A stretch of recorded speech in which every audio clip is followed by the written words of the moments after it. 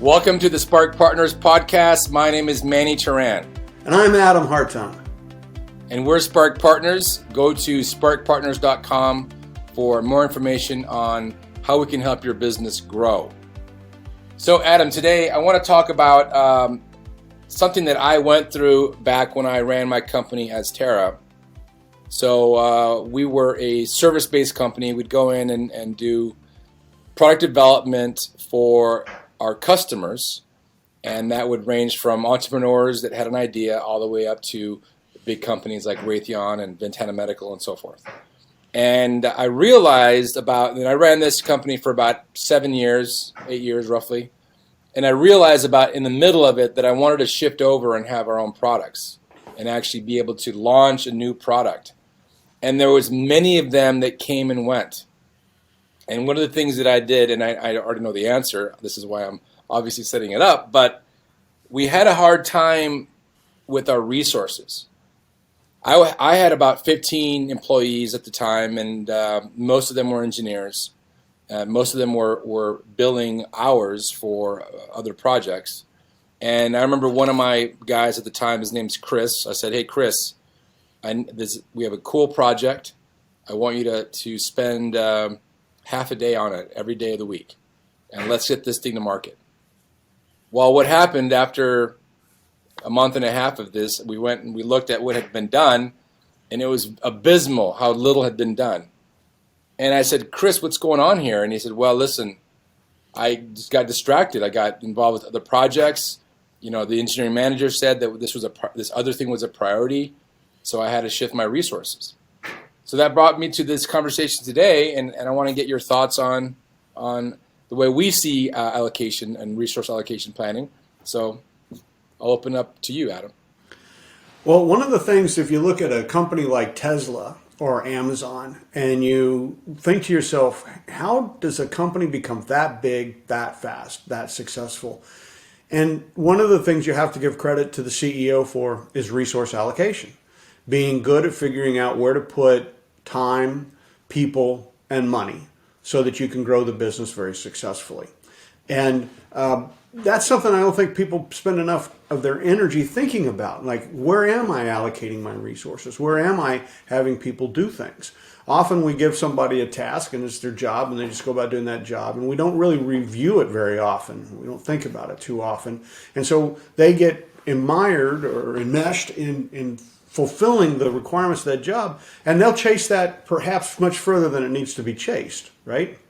And so the resource gets tied up in doing something. I've never walked into a business of any size, whether it was as you had 15 employees or much, much bigger, say a big company, a Fortune 500 company, and said, and I've never walked into one where they said, you know what, we have about 5% of our workforce sitting around with nothing to do, and we wish you would help us find a way to grow. That never happens. Everybody's always busy all the time, right? They dedicate themselves all day long to what they need to do.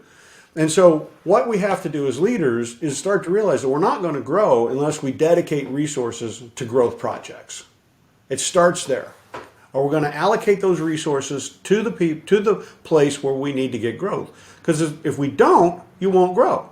If you keep doing the same thing all the time with the same resources, you're not going to get better results, right? So in your case, for example, one of the big faults that we see is we'll often say, hey, Jimmy, or hey, Sarah, you're really good, and I need you to put some of your energy into this project. So what I'd like you to do is you said put half a day onto it every day, or maybe spend a day a week on it, or something like that. That never works.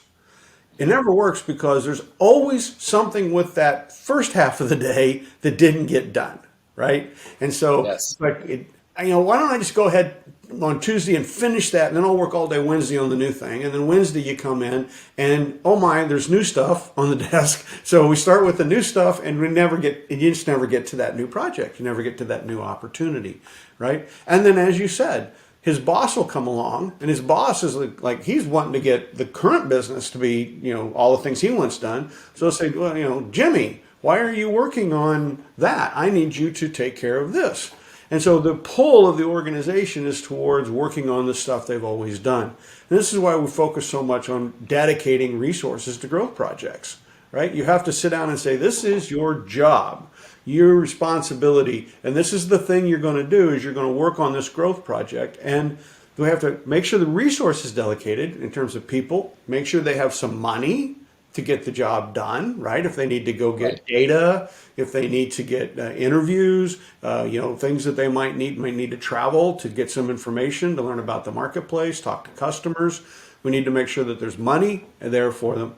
So we have to make sure that, and then who they report to. Because if you do all of that, but you still have Jimmy report to the same head of engineering, well, he's just going to constantly be asking Jimmy to work on the other stuff, right? Yeah. Even if Jimmy's supposed to be dedicated to the new project, the head of engineering is going to keep saying, I want you to take care of this, take care of that. And by the way, remember who gives you your review at the end of the year. So if it's a bit of a power play. Yeah. If you do what Manny said, he may be the CEO, but I'm the one who does your review. Right. So we have to think about that in terms of he's got to be dedicated. He's got to have some resources, and you got to have him reporting the right way at the right place, or else it's just not going to work out. Yeah. And so in our course, we talk about the 5 M's, and you touched on them. The mission, what are you going to be doing? The metrics, how are you going to measure them? The management, both sides, who's going to manage the project, but who's going to manage the manager of the project? Right. The money, make sure you're well capitalized, and then the moat, you got to protect that person. Yeah. And what now looking back, right, I basically didn't. The mission was clear at the time. The metrics were cloudy, and that as you go down the way, it gets more and more cloudy. And then the management didn't change at all. And the money was kind of there, but it wasn't because we were obviously this person was dedicated on other projects, and then the moat was non-existent. Yeah, it was just an open field. Yeah. Let's by way of thinking about some big companies, go back to Bezos and think about how people think about their careers. In a traditional organization, and for many years, what we've told people is you advance up in the big part of the company. So if you wanted to be successful, you would say, what's the big revenue generator of the company? What's the big cash generator of the company? You get into that part of the company and you try to work your way to the top. And so then what happens is they say, well, whoever's running that big part of the company, that's the person who gets to ascend eventually to the CEO position. And that's what they did, for example, at GE. And that's how you got Immelt, who ended up in the CEO's role and destroyed the company, as we've talked about in a previous podcast. But now look at what happened at Amazon. When Bezos left, the person who took over was the person who was running AWS, Amazon Web Services, the digital part of the business. So by far and away, you would call Amazon a retailer. The core, to the extent of the business, is all about selling goods. It's a retail business. But what Bezos did was he took his best person, and his best person he put into AWS, because that's the really big growth engine. That's the digitization, and that's the technology wing of the company. And it's all that technology and digitization work that has made Amazon what it is as a retailer. So his best resources he kept putting into this right at the edge of something new. How do we get to something new? And this person figured out how to grow and create, the world's biggest cloud services company, which is AWS. And that's how he got to the top of the company. And that's what I think we need to try to help people understand. Is if you're a manager or a director out there in a corporation or in a business, and you're doing something like the fellow Chris you talked about, what you really need to do is think hard about how am I going to really shine in the corporation. In Chris's case, he ended up making you, the CEO, not happy because he didn't do what you asked him to do. He didn't make progress on the new stuff. So you as a CEO were not happy.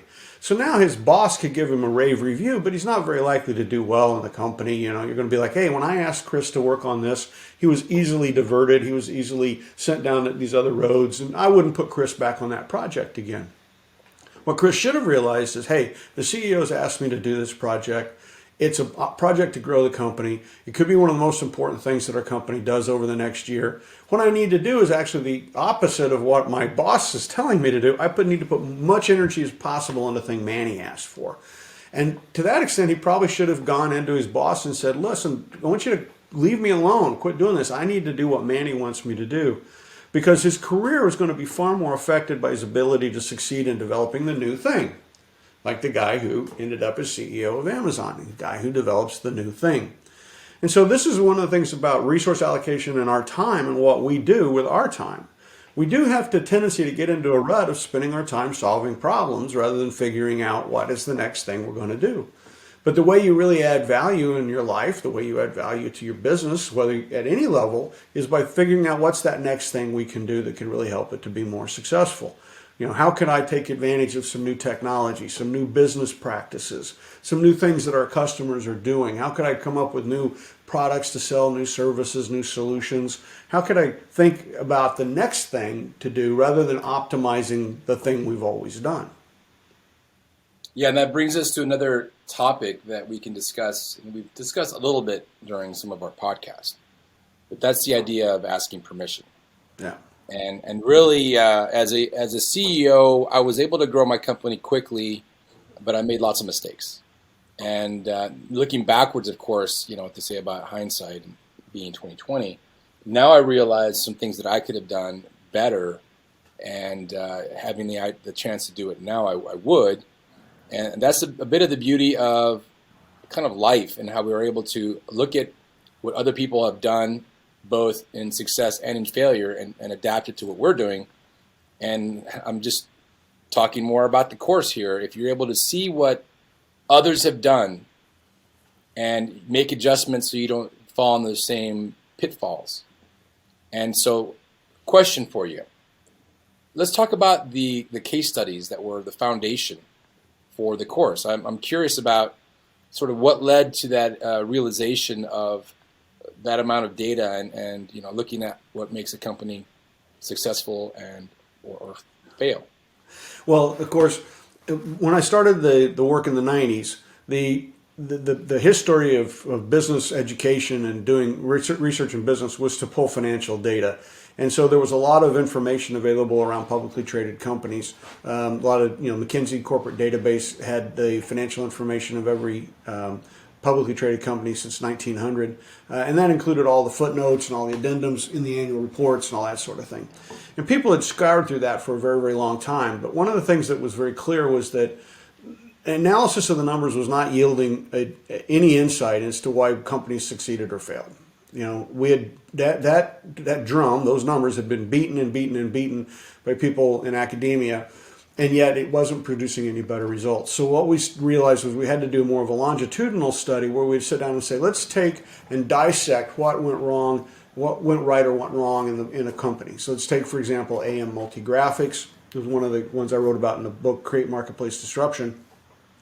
There was a company who had actually developed, been a leader in small offset presses, but the small offset press business was being replaced by xerography.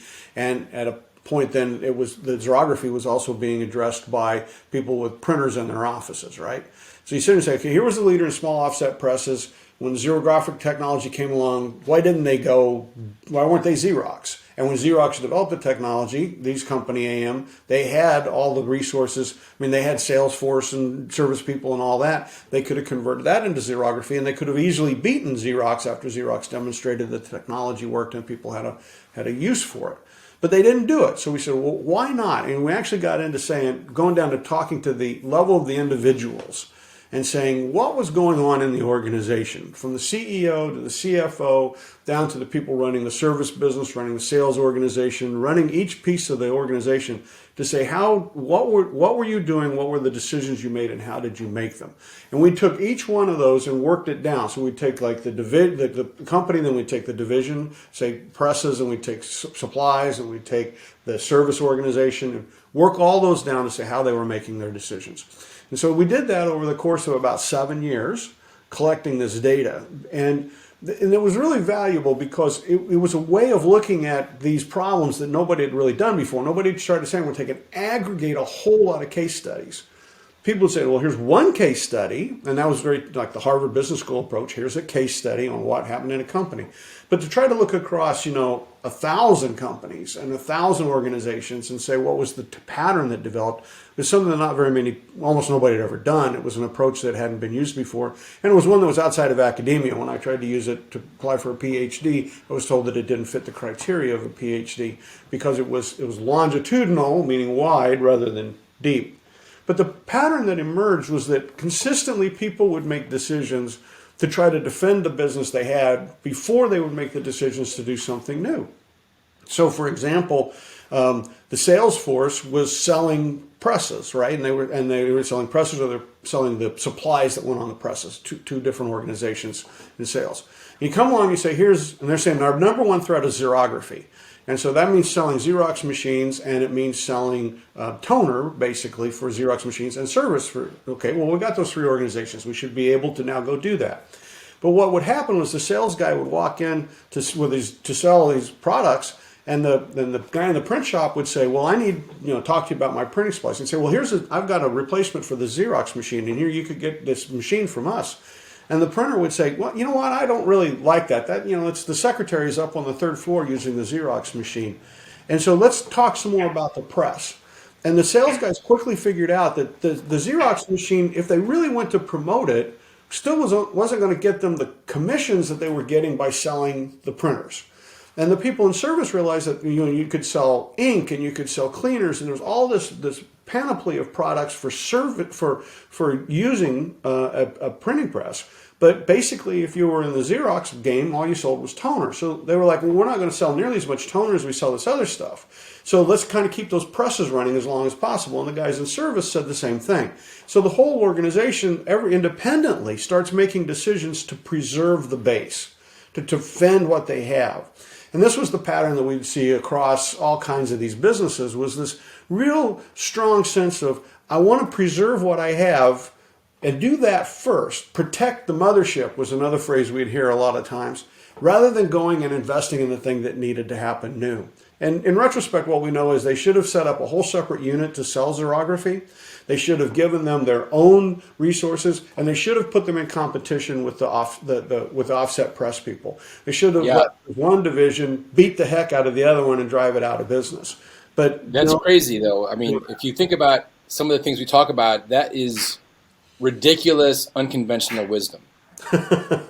Because if you think about the gong that gongs all the time in business school and all that, about focusing on your core and all that, and I was actually told that exact line of, we'll just say that exact line, when I was toward the tail end of having my company. They were like, we got to focus on your core.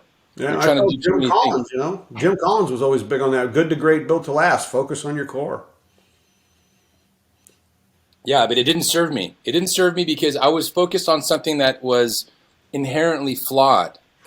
And if I would have sort of done what I wanted to do, which was launch these new businesses, it would have been a different ending to the story. I'm glad it unfolded the way it did. Otherwise, you and I wouldn't be working together. But nonetheless, it's hard to do when you're the captain of that ship. Yeah. And all you ever know is the sea.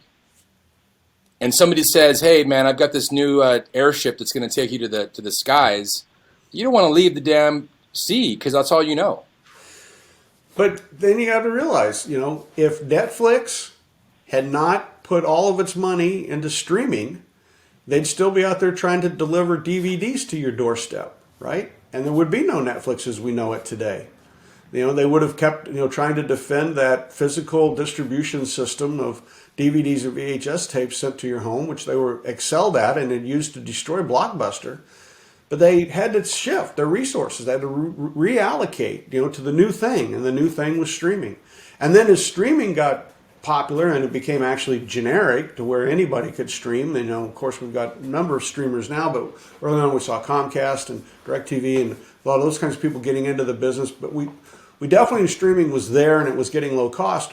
Once again, the resource allocation now shifted from technology on streaming to content production. right? So they moved the headquarters now to Burbank, and they said, okay, what we're going to do is put our resources into content creation, and they became the company that now has all these hit shows that are winning all of these Golden Globes and Academy Awards and really upsetting the whole filmmaking industry because of the way they're going about distribution of the product, and it's upsetting a lot of the old guard.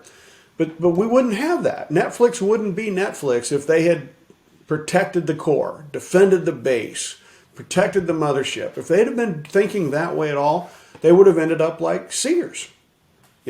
Sears, they started out as a mail order catalog, then they became stores, and then the stores were very successful. They shut down the mail order catalog. The internet comes along, and you would have thought the easiest thing in the world should be to say, hey, this is just the next new mail order catalog, right? And it's called the internet, and let's go down that road. But instead, they were very worried about defending the base business, the store. They said, well, people buy online, they won't buy in the store, and we've got all these stores, and the stores are full of people and merchandise, and we got rent and leases we have to take care of. And so they just refused to invest in this new thing, which they had all the resources to do. And that meant that they became irrelevant, right? And now Sears is they're nobody, despite having been the world's largest retailer not that long ago. So how we invest our resources becomes one of the most crucial decisions that we make. And we tend to be very incremental about it, kind of thinking day to day, week to week. In the case of Chris that worked for you, hour by hour, incrementally thinking about where he was going to put his resources. And instead of thinking really much bigger picture about, well, where do I need to make my organization go? If you were running a college 10 years ago, you had to sit back and say, wait a minute, this is all going to go online. I'm going to have to do this stuff. And you would have de-invested in traditional professors, de-invested in buildings, de-invested, really stopped spending money. When I say de-invest, it's kind of like defund the police. I'm sorry, but it really means don't spend so much money on that. Rob that money, pull it back. Say you're not going to spend money on the traditional thing so that you can put money in the new thing. So like I said, nobody's got a lot of people sitting around with nothing to do. So you have to take them away. You have to say, wait a minute, we don't need to spend so much in that area. We need to spend it in this area. Pull people into the new area, dedicate them, take money from the old area, dedicate it to the new. That's what we have to do. And a lot of people aren't particularly good at it. In their planning system, they'll say, I've got all this data about my customers, what I sell, and I can really study my past to try to figure out how to optimize what I've gotten. How do I know what the future is going to be? I don't have the data on the future. And that's why you have to say, well, you don't have data on the future, but you can project trends, and you can do scenario planning, and it can be effective. Because when we look at companies like Netflix and Amazon and Tesla, these are companies built on forecasts. They're built on scenarios. They're not built on looking at the past. Yep, very true. That I'm in Arizona, and the university, the Arizona State University, is fast becoming one of the largest universities in the U.S. Primarily because the CEO and president, I said CEO, because he actually runs that like a business. This is why they've been so successful. And the CEO and president of the university, about 8 years ago, made the decision to double their enrollment online, and online only. And so, again, like you said, everybody's looking at how am I going to acquire more land to build more buildings to house more students. He's looking at it, okay, how am I going to get more students, kind of work backwards. How am I going to get more students? Okay, well, land is kind of scarce, so why don't I offer completely online platforms, and just brilliant in his strategy. And like I said, it's fast becoming the largest university in the U.S. There was today, Jamie Dimon released his annual letter to shareholders, which has become 65 pages long. I think he envisions himself as the next, who's the guy who runs Berkshire Hathaway? Come on, help me out here.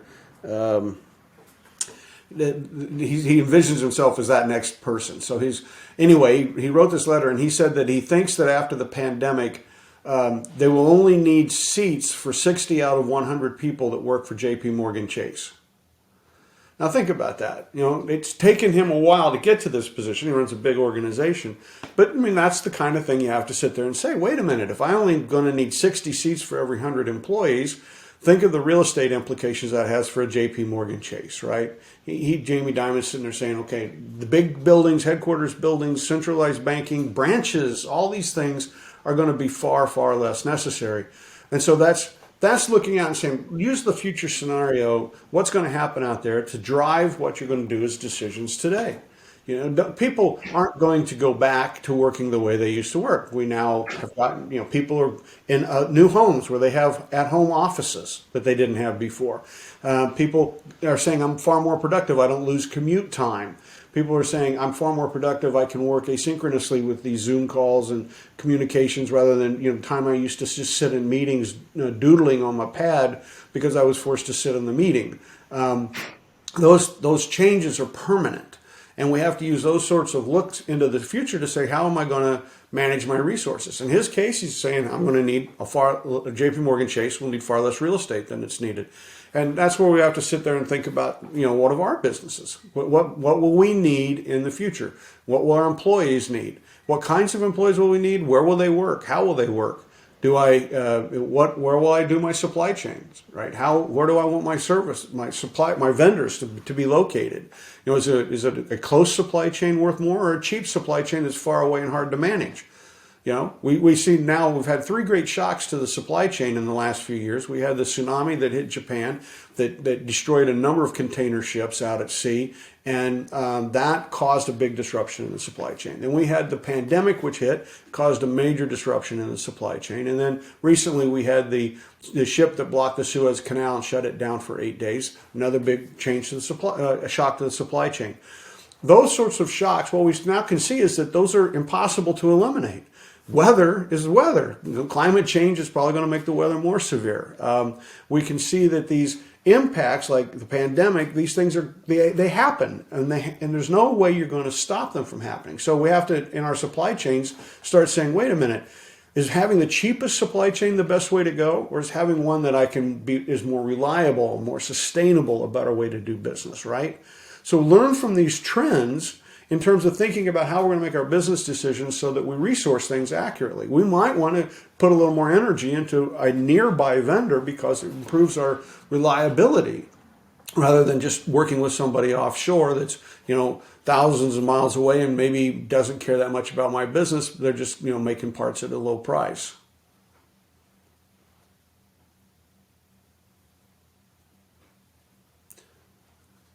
Manny, I can't hear you at all.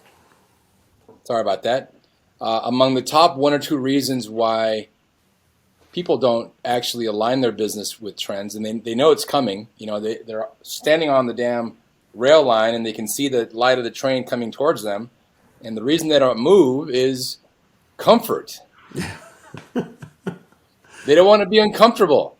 Right.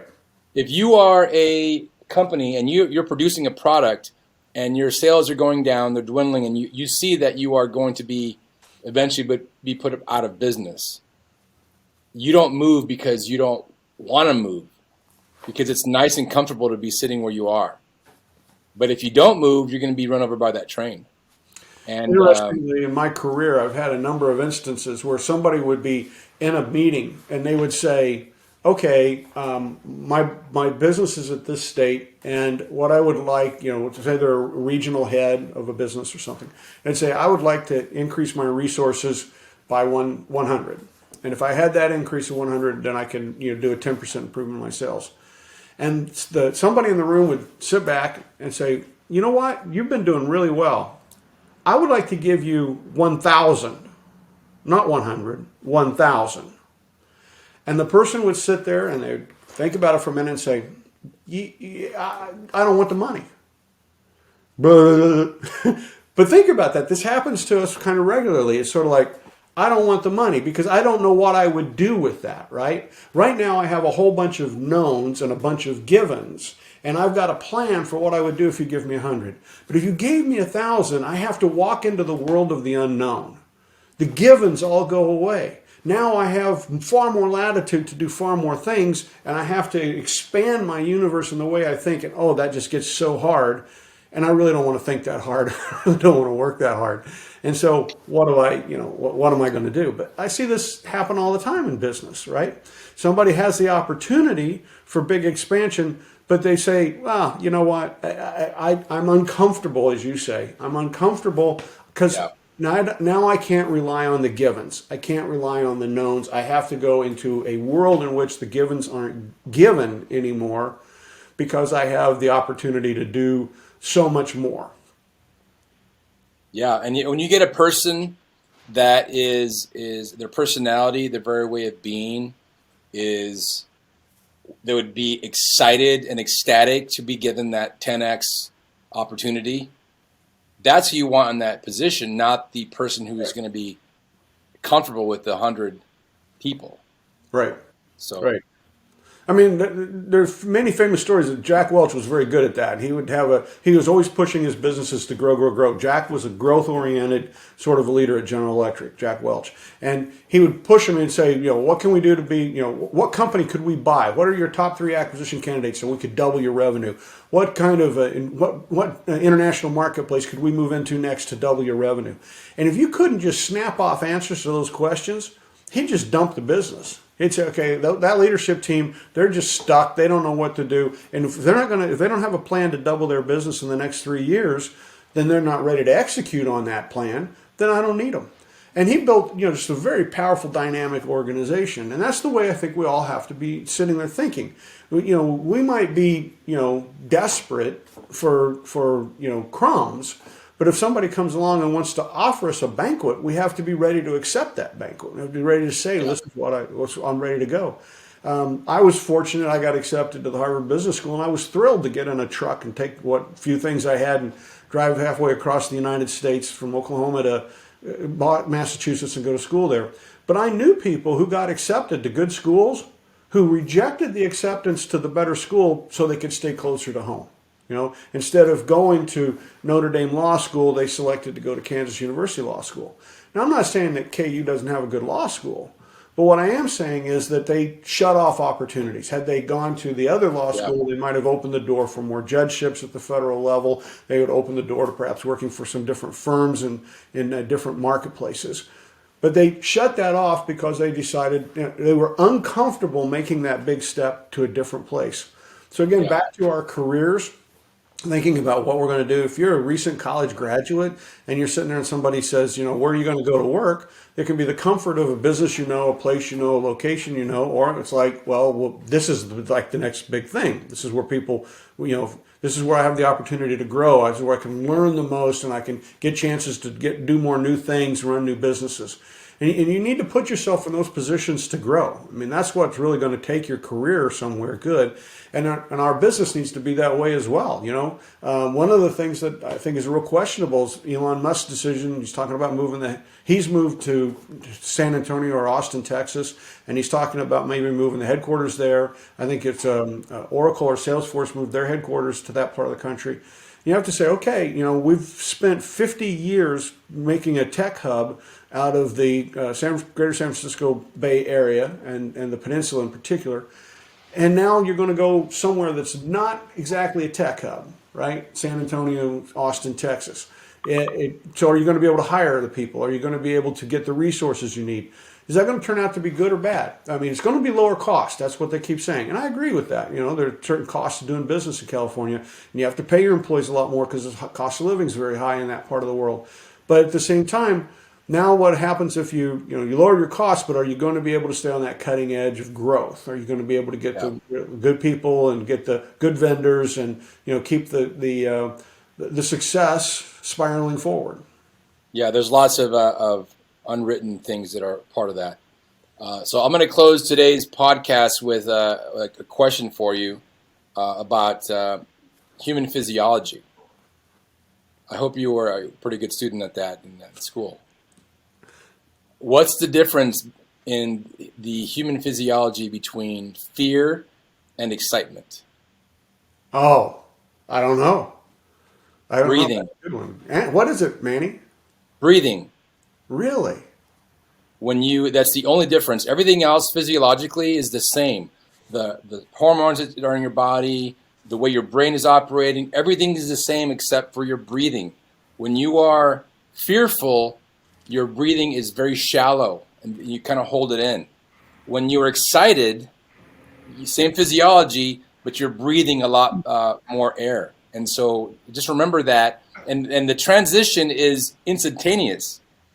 Think about the last time you were on a roller coaster and you're going up the damn, that clicking.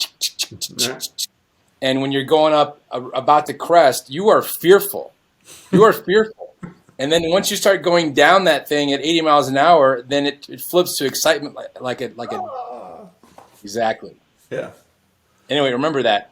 Yep. Well, I think one of the things our audience needs to remember is that we spend a lot of time and energy in the courseware Think Innovation, helping people think through trends, think through opportunities, and how they would resource projects. I think it's one of the most important part of the Think Innovation course is its ability to help you rethink how you're going to allocate your resources so that you can be more successful.